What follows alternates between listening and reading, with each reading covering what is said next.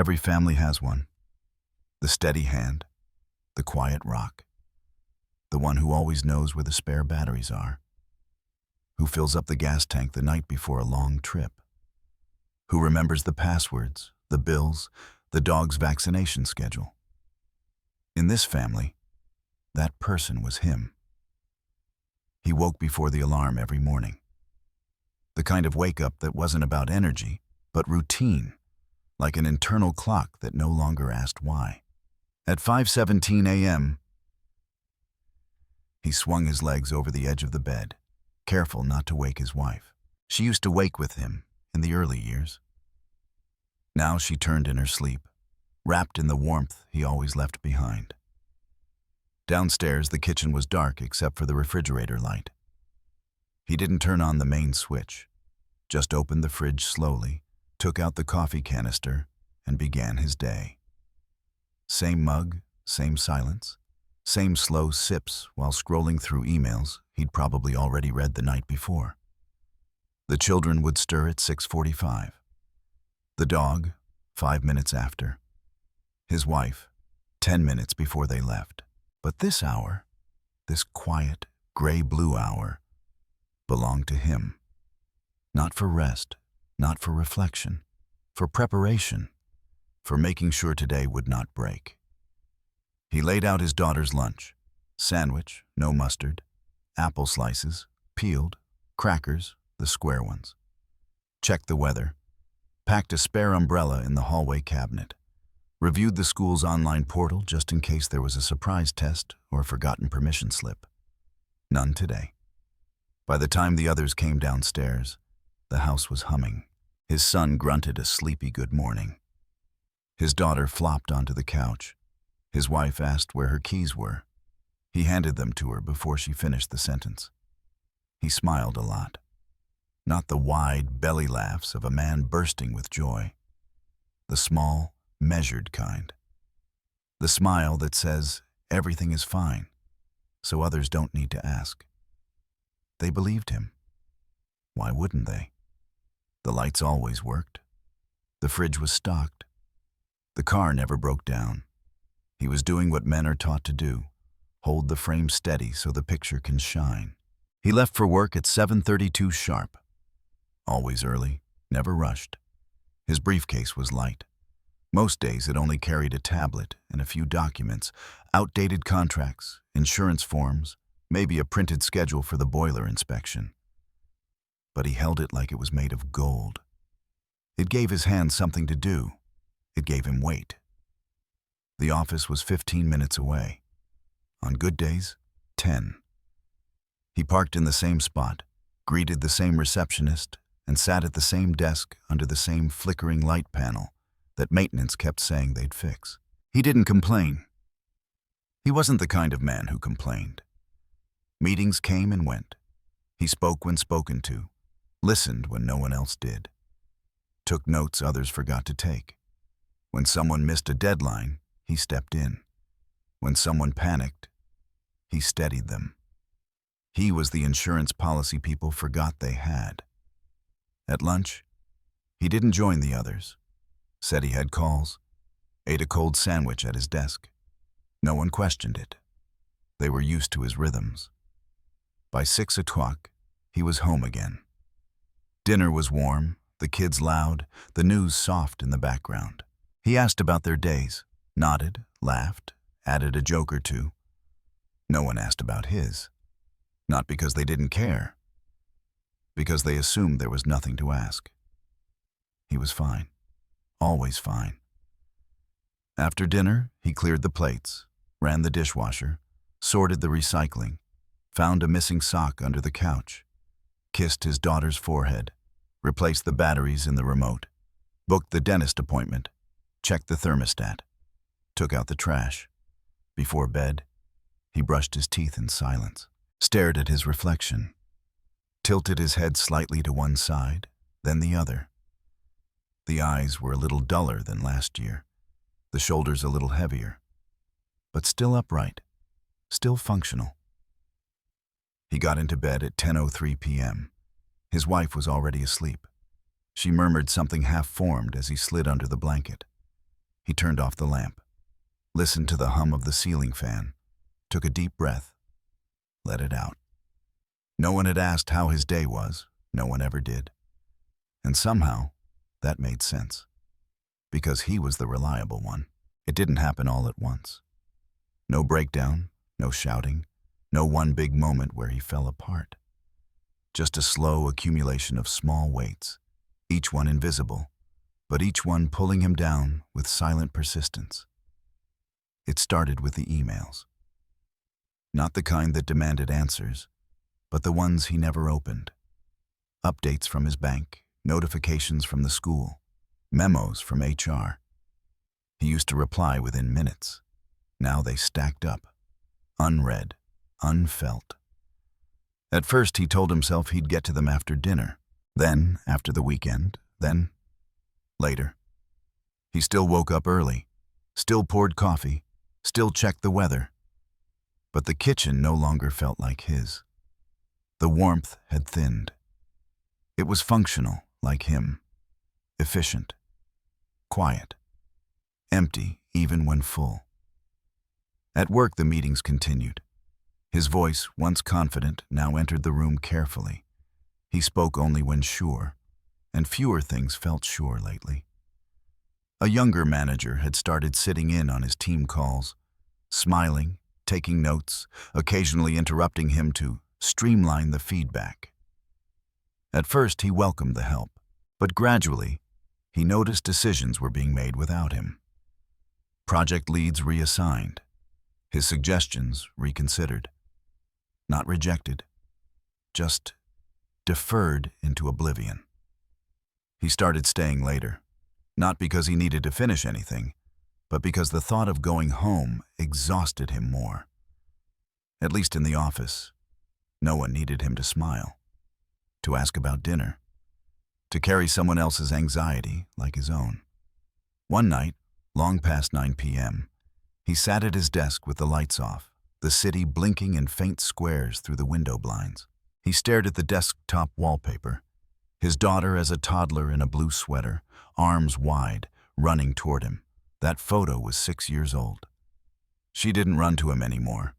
She mostly stayed in her room now, earbuds in, laughing at a screen he couldn't see. His son was always online too, gaming, muted behind a closed door. They talked during meals, if meals happened. Most nights, dinner was staggered. Everyone had somewhere else to be, even at home. He started forgetting things. Not big things, little ones. A name during a meeting, where he left the receipts. What day the trash went out. Once, he missed a call from his wife asking to be picked up from the train. She waited for nearly an hour. When he arrived, she was cold and quiet. He apologized twice. She said, "It's fine."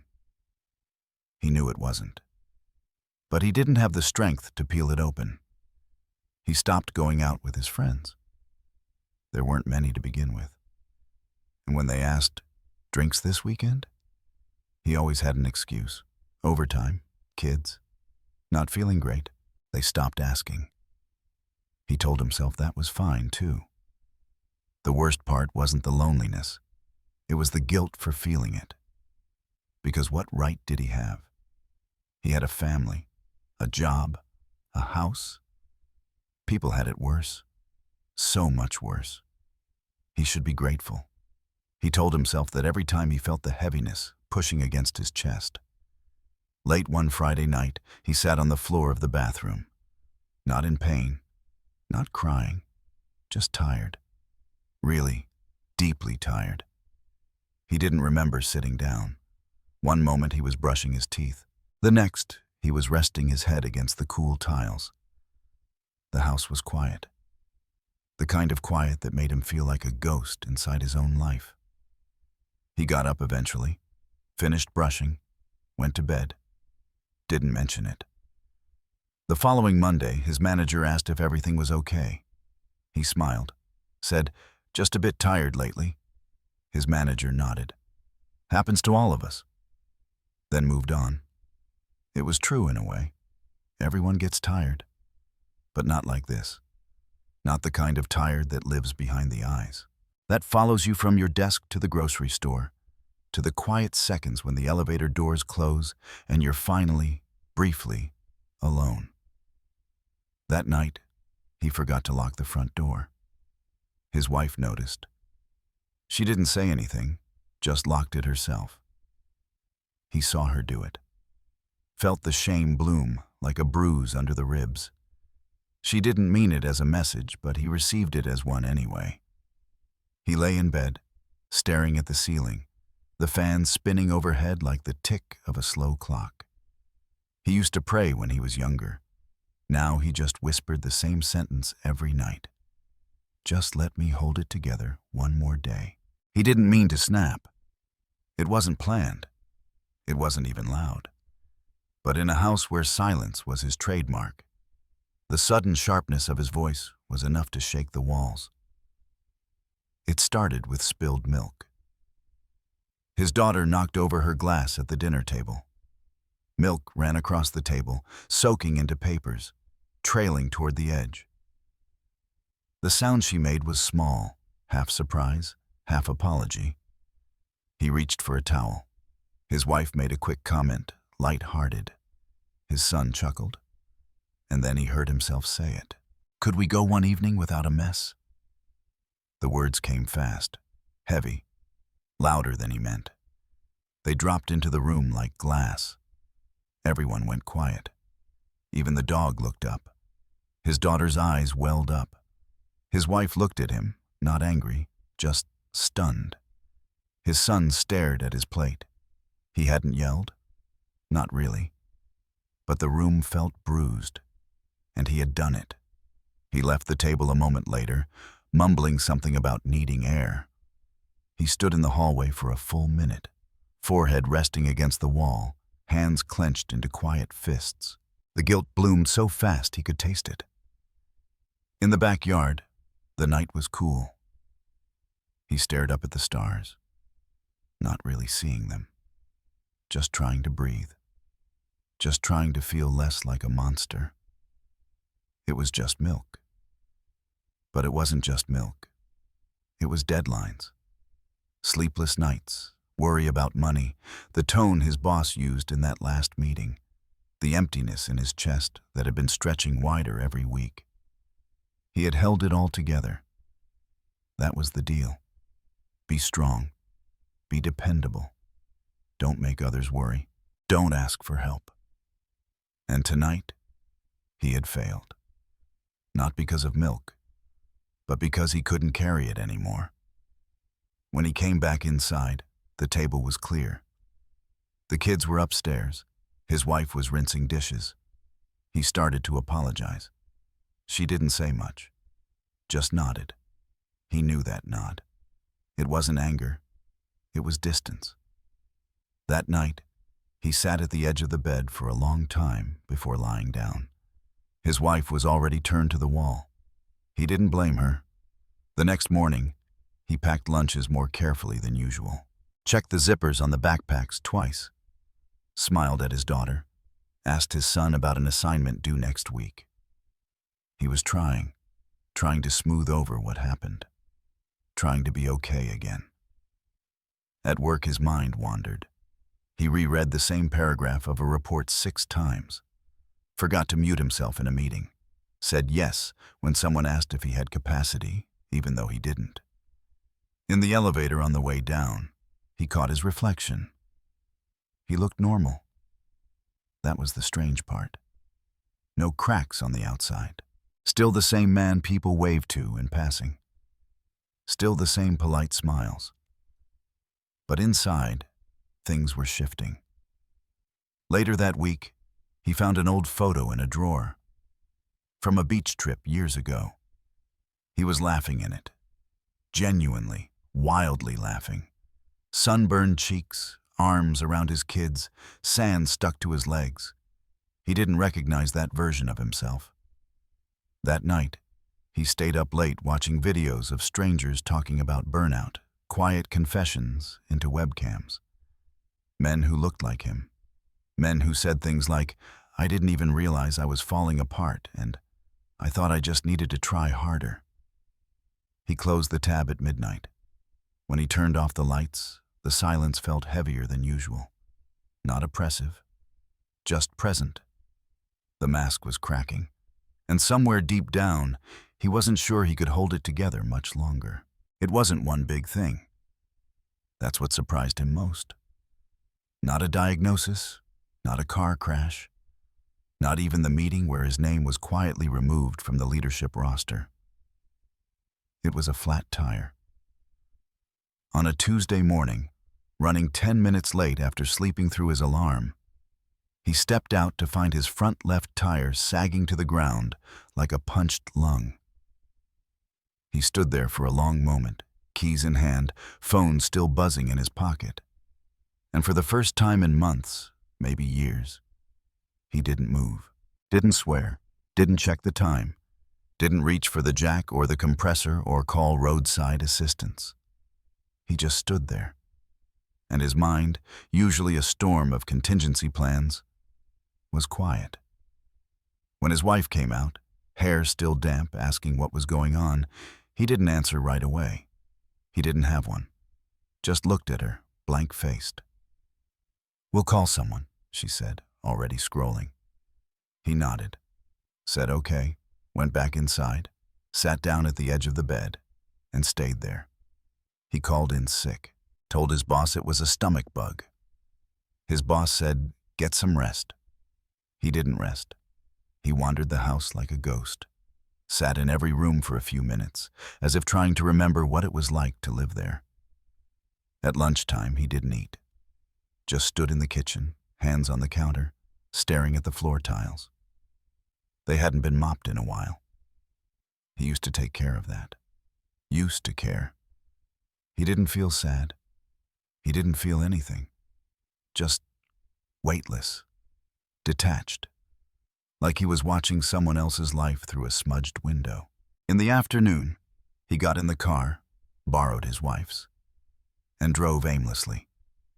Turned right, then left, then right again. Ended up in the parking lot of a hardware store he didn't need anything from. He sat there for nearly an hour. Then he cried. No noise, no shaking shoulders, just tears streaming steadily, as if they'd been waiting for this moment for years. It didn't feel like weakness. It felt like truth. Like all the pressure he'd compressed for so long had finally cracked the seal. He wiped his face with his sleeve, took a deep breath, then another. He didn't feel better, but he felt something, and that was enough for now. That night, he told his wife he needed a few days. Didn't say more. She nodded, concerned but unsure what to ask. He saw the worry in her eyes. And something else, a kind of quiet recognition. He stayed home for the rest of the week. Didn't clean, didn't fix anything, didn't check emails, just sat, walked, slept when his body allowed it. On the third day, he wrote a list. Not a to-do list, a list of things he couldn't say out loud. I don't know who I am without being useful. I feel invisible in my own house. I'm tired of smiling when I'm falling apart. I think something inside me has broken. I don't know how to ask for help. He didn't show it to anyone, but he folded it carefully and placed it in the drawer beside his bed, just in case. He didn't want a solution. Not really. He didn't need a motivational quote, a 5-step routine, or a gym membership. He didn't want someone to fix him. He just wanted, once, for someone to look at him and say, "You look tired. Are you okay?" It was Sunday morning. The house was quiet. Sunlight filtered through the curtains in stripes across the floor. He sat at the kitchen table with his hands wrapped around a lukewarm mug. His phone lay face down beside it. Notifications silenced. His wife walked in, still in her robe, hair pulled back in a way that said she hadn't slept well either. She moved toward the fridge, paused, looked at him. He didn't look up. But she asked, "Are you okay?" He didn't answer right away. Something in his throat caught. His first instinct was to say what he always said. "Yeah, just tired." Or maybe, "I'm fine, don't worry." But the words didn't come. She sat across from him. He glanced up, just briefly, and saw it in her face. The difference. She wasn't asking out of routine. She was really looking, really seeing him. His shoulders slumped without meaning to. His fingers loosened around the mug. "I don't know," he said finally. Quietly. Truthfully. That's all he said. She didn't fill the silence. Didn't rush to reassure or fix. Just sat there with him the way people sit beside someone at a hospital bed or on a cold bench at a funeral. Not to save them. Just to be with them in the hard place. Later that day, he took a walk. Not the kind of purposeful walk he usually did, checking the mailbox, taking out trash. This one had no destination, just movement. He walked through their neighborhood, past yards filled with trimmed hedges and bikes laid across sidewalks, past windows filled with flickering televisions and family breakfasts. No one noticed him, and that felt okay. He sat at the park for a while, on a bench warmed by the sun. He watched a dog chase a squirrel, a child learning to ride a bike, a couple arguing softly under a tree. Life, still moving, still happening. He didn't feel joyful, but he didn't feel numb either. And that was new, that night, when his daughter sat next to him on the couch. He didn't stand up to clean the dishes right away. He stayed, let her rest her head against his arm. "You seem sad lately," she said. He didn't deflect. "Yeah," he replied. "I think I've been holding too much for too long." She didn't say anything else, just nodded. That was enough. He wasn't okay, not yet, maybe not for a while. But someone had noticed. Someone had asked. And for the first time in what felt like years, he let himself be held, if not physically, then emotionally, by the knowledge that he didn't have to carry it all alone anymore.